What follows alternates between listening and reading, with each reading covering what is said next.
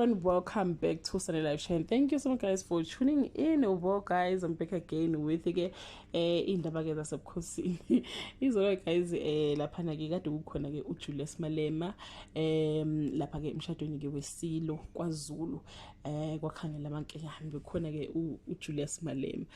Manje ngizema ngimbona efaka umqhele wafaka ngicabanga ukuthi ibizwa ngokuthi imbatha le yanto labayifaka esifubeni obhuti bethu nobaba bethu ngicabanga ukuthi imbatha. Hawu mangilibona ngathi hawu ngayibuza ngathi ubani lo othengela uMalema leli imbatha leli nelokhunjana nalomqhele oshiphe yanga ngoba phela ubukhomba ukuthi hey hayi cha hayi angani wembuzi noma wani kodwa nje ngithema ngibona ngathi hawu awubaze badlala ke ngoJulius Malema.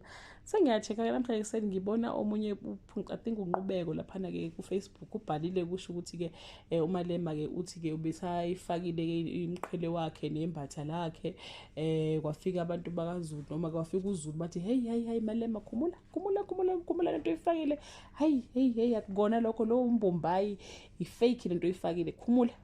Bamnika ke imbatho bese limbona ke segqokele lelinye elihlekela ngempela ke bamnika ke limbatha bamnika nomqhele ke omuhle base bamnika ke nento yokuswapha ke imali ukuthi phela imali ne bamdayisele kahle bathi thenga nakho kodwa kube semuhle bakithi futhi nje urepresented. Siyabonga nanokuthi uhambile uattenda and uyabonakala ukuthi cha ube enjoy ke ngempela hayi indaba ukudlala.